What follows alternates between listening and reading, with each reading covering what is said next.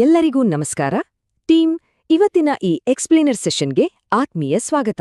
ಎನ್ಎಲ್ಪಿಎಲ್ ಸಹಭಾಗಿತ್ವದಲ್ಲಿ ನಾವು ಪ್ರಸ್ತುತಪಡಿಸುತ್ತಿರುವ ಅತ್ಯಂತ ಪ್ರಮುಖವಾದ ಸೆಕ್ಯೂರ್ಡ್ ಲೋನ್ ಪ್ರಾಡಕ್ಟ್ ಬಗ್ಗೆ ಸಂಪೂರ್ಣ ಮಾಹಿತಿಯನ್ನ ನಾವಿಂದು ಡಿಕೋಡ್ ಮಾಡ್ತಿದ್ದೀವಿ.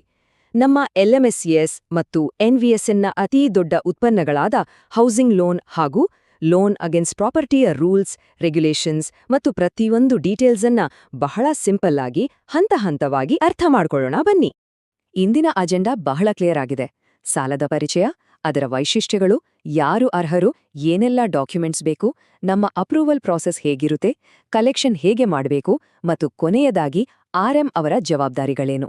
ಒಟ್ಟಿನಲ್ಲಿ ಹೇಳಬೇಕಂದ್ರೆ ಒಂದು ಉತ್ತಮ ಗುಣಮಟ್ಟದ ಲೋನ್ ಪೋರ್ಟ್ಫೋಲಿಯೋ ನಿರ್ವಹಣೆ ಮಾಡಲು ಬೇಕಾದ ಏನು, ಯಾರು ಮತ್ತು ಹೇಗೆ ಅನ್ನೋದನ್ನ ನಾವಿಂದು ಕಲಿಯಲಿದ್ದೇವೆ. ವಿಭಾಗ 1, ಸೆಕ್ಯೂರ್ಡ್ ಲೋನ್ ಪರಿಚಯ. ಸರಿ, ನೇರವಾಗಿ ವಿಷಯದೊಳಗೆ ಇಳಿಯೋಣ. ನಮ್ಮ ಹತ್ರ ಬರುವ ಪ್ರತಿಯೊಬ್ಬ ಗ್ರಾಹಕರು ಒಂದೇ ತರಹದ ಆದಾಯ ಮೂಲ ಹೊಂದಿರಲ್ಲ ಅಲ್ವಾ? ಕೆಲವರು ಸಂಬಳ ತಗೋತಾರೆ, ಕೆಲವರು ಬಿಸ್ನೆಸ್ ಮಾಡ್ತಾರೆ.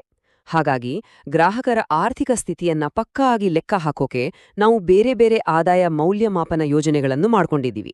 ಅದರಲ್ಲಿ normal income, banking, GST, ITR, low LTV ಮತ್ತು ಅಸೆಸ್ಡ್ ಇನ್ಕಮ್ ಪ್ರೋಗ್ರಾಂಗಳು ಸೇರಿವೆ. ಇದು ನಮಗೆ ಸರಿಯಾದ ವ್ಯಕ್ತಿಗೆ ಸರಿಯಾದ ರೀತಿಯಲ್ಲಿ ಸಾಲ ಕೊಡೋಕೆ ಬಹಳ ಹೆಲ್ಪ್ ಮಾಡುತ್ತೆ. ವಿಭಾಗ 2, ಸಾಲದ ವೈಶಿಷ್ಟ್ಯಗಳು.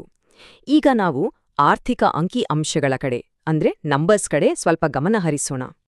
ನಾವು ಕೊಡೋ ಸಾಲದ ಮೊತ್ತ ಬರೋಬ್ಬರಿ 2 ಲಕ್ಷ ರೂಪಾಯಿಂದ ಶುರುವಾಗಿ ಗರಿಷ್ಠ 1 ಕೋಟಿಯವರೆಗೂ ಹೋಗುತ್ತೆ. ಇಷ್ಟು ದೊಡ್ಡ ಮೊತ್ತವನ್ನು ನಾವು ಕೊಡ್ತಿದ್ದೀವಿ ಅಂದಾಗ ಅದು ಕಡ್ಡಾಯವಾಗಿ ಭೂಮಿ ಅಥವಾ ಕಟ್ಟಡದಂತಹ ಗಟ್ಟಿಮುಟ್ಟಾದ ಆಸ್ತಿಪತ್ರಗಳ ಭದ್ರತೆಯ ಮೇಲೆಯೇ ಇರಬೇಕು. ಈ ವಿಚಾರದಲ್ಲಿ ಕಾಂಪ್ರಮೈಸ್ ಆಗೋ ಚಾನ್ಸೇ ಇಲ್ಲ. ಇನ್ನು ಬಡ್ಡಿದರದ ವಿಚಾರಕ್ಕೆ ಬಂದರೆ ನಮ್ಮ ವಾರ್ಷಿಕ ಬಡ್ಡಿದರ ಗರಿಷ್ಠ 24% ಇರುತ್ತೆ. ಇದು ನಮ್ಮ ಫೈನಲ್ ಮಿತಿ ಅನ್ನೋದನ್ನ ಗ್ರಾಹಕರಿಗೆ ಮೊದಲೇ ಸ್ಪಷ್ಟಪಡಿಸುವುದು ಬಹಳ ಮುಖ್ಯ. ಸಾಲ ತಗೊಳ್ಳೋದು ಎಷ್ಟು ಮುಖ್ಯವೋ ಅದನ್ನ ವಾಪಸ್ ಕಟ್ಟೋಕೆ ಸಾಕಷ್ಟು ಟೈಮ್ ಸಿಗೋದು ಕೂಡ ಅಷ್ಟೇ ಮುಖ್ಯ, ಹೌದಲ್ವಾ? ಹಾಗಾಗಿ ನಮ್ಮಲ್ಲಿ 12 ತಿಂಗಳಿಂದ ಹಿಡಿದು 120 ತಿಂಗಳುಗಳವರೆಗೆ ಅಂದ್ರೆ ಬರೋಬ್ಬರಿ 1 ವರ್ಷದಿಂದ 10 ವರ್ಷಗಳವರೆಗಿನ ಮರುಪಾವತಿ ಅವಧಿ ಇದೆ. ಗ್ರಾಹಕರು ತಮ್ಮ ಅನುಕೂಲಕ್ಕೆ ತಕ್ಕಂತೆ ಟೈಮ್ ಸೆಲೆಕ್ಟ್ ಮಾಡ್ಕೋಬಹುದು. ವಿಭಾಗ 3, ಅರ್ಹತೆ ಮತ್ತು ದಾಖಲೆಗಳು. ಇದು ನಮ್ಮ ಇಂದಿನ ತರಬೇತಿಯ ಹೈಲೈಟ್ ಅಂತಾನೆ ಹೇಳಬಹುದು. ಸಾಲ ಪಡೆಯೋಕೆ ಯಾರು ಅರ್ಹರು ಮತ್ತು ಏನೆಲ್ಲ ಪೇಪರ್ವರ್ಕ್ ಬೇಕು ಅನ್ನೋದನ್ನ ನೋಡೋಣ. ಇಲ್ಲಿ ಈ ನಂಬರ್ನ ದಯವಿಟ್ಟು ತಲೆಯಲ್ಲಿ ಫಿಕ್ಸ್ ಮಾಡ್ಕೊಳ್ಳಿ. 650. ಯಾವುದೇ ಅರ್ಜಿದಾರರ ಸಿಬಿಲ್ ಸ್ಕೋರ್ ಕನಿಷ್ಠ 650ಕ್ಕಿಂತ ಹೆಚ್ಚು ಇರಲೇಬೇಕು. ಕ್ರೆಡಿಟ್ ಹಿಸ್ಟ್ರಿ ಕ್ಲೀನ್ ಆಗಿದ್ರೆ ಮಾತ್ರ ನಮ್ಮ ಲೋನ್ ಕ್ವಾಲಿಟಿ ಕೂಡ ಸೂಪರ್ ಆಗಿರುತ್ತೆ. ಸಿಬಿಲ್ ಮಾತ್ರವಲ್ಲ, ಬೇರೆ ಸ್ಟ್ರಿಕ್ಟ್ ರೂಲ್ಸ್ ಕೂಡ ಇವೆ. ಮೊದಲು ಸಾಲ ಬೇಕು ಅಂದ್ರೆ ಕಡ್ಡಾಯವಾಗಿ 250 ರೂಪಾಯಿ ಕೊಟ್ಟು ನಮ್ಮ ಮೆಂಬರ್ಶಿಪ್ ಪಡಿಬೇಕು. ಇದರಲ್ಲಿ 200 ರೂಪಾಯಿ ಶೇರ್, 50 ರೂಪಾಯಿ ಫೀಸ್ ಇರುತ್ತೆ.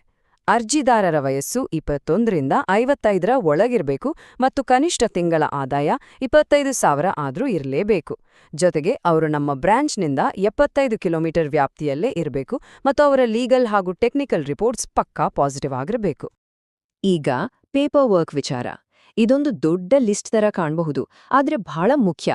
ಅರ್ಜಿದಾರರ ಕೆವೈಸಿ, ಲೇಟೆಸ್ಟ್ ಸ್ವತ್ತು, ಒರಿಜಿನಲ್ ಸೇಲ್ ಡೀಡ್, ಠರಾವು ಪತ್ರ, 20 ವರ್ಷಗಳ ಇಸಿ, ಟ್ಯಾಕ್ಸ್ ಕಟ್ಟಿರೋ ರಸೀದಿಗಳು ಇವೆಲ್ಲ ಕಡ್ಡಾಯ. ಆದಾಯದ ಪ್ರೂಫ್ಗಾಗಿ 1 ವರ್ಷದ ಐಟಿಆರ್ ಅಥವಾ ಬ್ಯಾಂಕ್ ಸ್ಟೇಟ್ಮೆಂಟ್ ಇರಬೇಕು.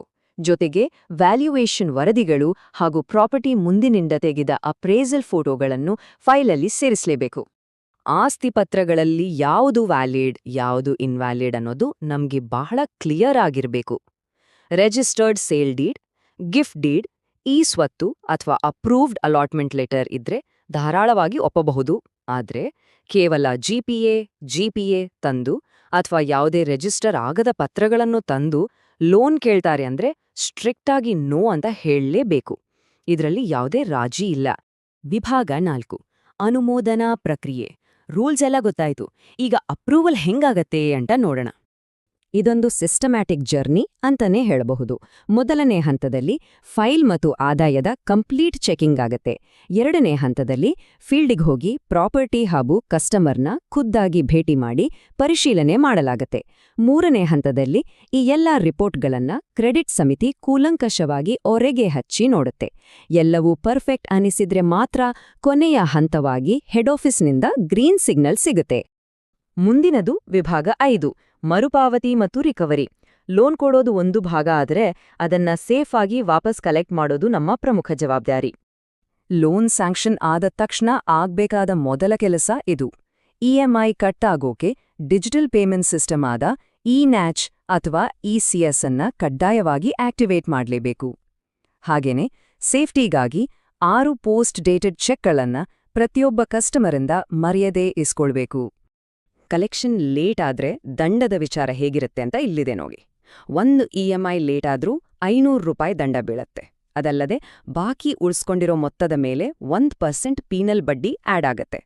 ಇನ್ನು ಅವಧಿಗೂ ಮುಂಚೆನೆ ಫುಲ್ ಲೋನ್ ಕ್ಲೋಸ್ ಮಾಡ್ತೀನಿ ಅಂದ್ರೆ ಒಟ್ಟು ಬಾಕಿ ಮೊತ್ತದ ಮೇಲೆ 2% ಪ್ರೀ ಕ್ಲೋಸರ್ ಚಾರ್ಜ್ ಅಪ್ಲೈ ಆಗತ್ತೆ. ಇದನ್ನೆಲ್ಲ ಗ್ರಾಹಕರಿಗೆ ಮೊದಲೇ ಟ್ರಾನ್ಸ್ಪರೆಂಟ್ ಆಗಿ ತಿಳಿಸೋದು ಬಹಳ ಒಳ್ಳೆಯದು. ಇಷ್ಟೆಲ್ಲ ಪಾಲಿಸಿ ರೂಲ್ಸ್ ನೋಡಿದ್ವಿ, ಆದ್ರೆ ಇಲ್ಲೊಂದು ಪ್ರಶ್ನೆ ಕೇಳ್ತೀನಿ. ಕೇವಲ ಕಾಗದದ ಮೇಲಿರುವ ನಿಯಮಗಳು ಮಾತ್ರವೇ ಒಂದು ಹೈ ಕ್ವಾಲಿಟಿ ಲೋನ್ ಕೊಡೋಕೆ ಸಾಧ್ಯನಾ? ಖಂಡಿತ ಇಲ್ಲ. ಇದರ ಹಿಂದೆ ಕೆಲಸ ಮಾಡೋ ಕೈಗಳು ಬಹಳ ಮುಖ್ಯವಾಗ್ತವೆ. ಅದುವೇ ವಿಭಾಗ 6 ರಿಲೇಶನ್ಶಿಪ್ ಮ್ಯಾನೇಜರ್ ಅಥವಾ ಆರ್ಎಂಗಳ ಜವಾಬ್ದಾರಿಗಳು. ನಮ್ಮ ಸಂಸ್ಥೆಯ ಸಾಲದ ಪೋರ್ಟ್ಫೋಲಿಯೋವನ್ನು ರಕ್ಷಿಸುವ ನಿಜವಾದ ಹೀರೋಗಳು ಇವರೇ. ಫೀಲ್ಡ್ಗೆ ಹೋದಾಗ ಒಬ್ಬ ಆರ್ಎಂ ಕಣ್ಣು ಕಿವಿ ಎರಡೂ ಓಪನ್ ಇರಬೇಕು. ಈ ಪ್ರಾಪರ್ಟಿ ಓನರ್ಶಿಪ್ ಕ್ಲಿಯರ್ ಇದೆಯಾ, ಆ ಜಾಗದ ನಿಜವಾದ ಮಾರುಕಟ್ಟೆ ಮೌಲ್ಯ ಎಷ್ಟಿದೆ, ಗ್ರಾಹಕರು ಮಾಡ್ತಿರೋ ಕೆಲಸದಲ್ಲಿ ಅಥವಾ ಬಿಸ್ನೆಸ್ನಲ್ಲಿ ಎಷ್ಟರ ಮಟ್ಟಿಗೆ ಸ್ಟೆಬಿಲಿಟಿ ಇದೆ, ಜೊತೆಗೆ ಕೇವಲ ಸಿಬಿಲ್ ರಿಪೋರ್ಟ್ ಮಾತ್ರವಲ್ಲ, ಆ ಏರಿಯಾದಲ್ಲಿ ವಿಚಾರಿಸಿ ಅವರ ಹಿಂದಿನ ಮರುಪಾವತಿ ಹಿಸ್ಟ್ರಿ ಹೇಗಿದೆ ಅನ್ನೋದನ್ನ ಕಲೆ ಹಾಕೋದು ತುಂಬಾನೇ ಕ್ರಿಟಿಕಲ್ ಆಗಿರುತ್ತೆ. ಇಲ್ಲೊಂದು ಗೋಲ್ಡನ್ ರೂಲ್ ಇದೆ, ಅದನ್ನ ಕಡ್ಡಾಯವಾಗಿ ಪಾಲಿಸಲೇಬೇಕು. ಕಸ್ಟಮರ್ ಕಟ್ಟುವ ಇಎಂಐ ಮೊತ್ತ ಅವರ ತಿಂಗಳ ಸಂಪಾದನೆಯ 30-40% ಒಳಗೆ ಮಾತ್ರ ಇರಬೇಕು. ಇದು ಕಸ್ಟಮರ್ಗೆ ಫೈನಾನ್ಷಿಯಲ್ ಬರ್ಡನ್ ಆಗೋದನ್ನ ತಪ್ಪಿಸುತ್ತೆ, ಜೊತೆಗೆ ನಮ್ಮ ಕಲೆಕ್ಷನ್ ಕೂಡ ಸ್ಮೂತ್ ಆಗಿ ನಡೆಯುತ್ತೆ. ಇಷ್ಟೆಲ್ಲ ನೋಡಿದ್ಮೇಲೆ ಒಂದು ವಿಷಯ ಸ್ಪಷ್ಟ: ಸರಿಯಾದ ಗ್ರೌಂಡ್ ವರ್ಕ್ ಮತ್ತು ಪರಿಶೀಲನೆ ಮಾಡಿದ್ರೆ ನಮ್ಮ ಲೋನ್ ಕ್ವಾಲಿಟಿ ತಾನಾಗೆ ಅತ್ಯುತ್ತಮವಾಗಿರುತ್ತೆ. ಕಸ್ಟಮರ್ ಜೊತೆ ನಂಬಿಕೆ ಬೆಳೆಸಿ ಒಳ್ಳೆ ಸರ್ವಿಸ್ ಕೊಟ್ಟಾಗ ಸಂಸ್ಥೆ ಹಾಗೂ ನಾವೆಲ್ಲರೂ ಒಟ್ಟಾಗಿ ಬೆಳೆಯಬಹುದು. ಈ ಪ್ರಸ್ತುತಿಯಿಂದ ಪ್ರತಿಯೊಂದು ಹಂತದ ಸ್ಪಷ್ಟ ಚಿತ್ರಣ ಸಿಕ್ಕಿದೆ ಎಂದು ಭಾವಿಸುತ್ತೇನೆ. ಹಾಗಾದ್ರೆ ಈ ನಿಖರವಾದ ಪರಿಶೀಲನಾ ವಿಧಾನಗಳನ್ನು ನಾಳೆಯಿಂದಲೇ ಆನ್ ಗ್ರೌಂಡ್ ಕೆಲಸದಲ್ಲಿ ಹೇಗೆ ಅಳವಡಿಸಿಕೊಳ್ಳಲಿದ್ದೇವೆ? ಒಂದು ಸಲ ಯೋಚನೆ ಮಾಡಿ. ಈ ತರಬೇತಿಯಲ್ಲಿ ಭಾಗವಹಿಸಿದ್ದಕ್ಕೆ ಎಲ್ಲರಿಗೂ ಧನ್ಯವಾದಗಳು.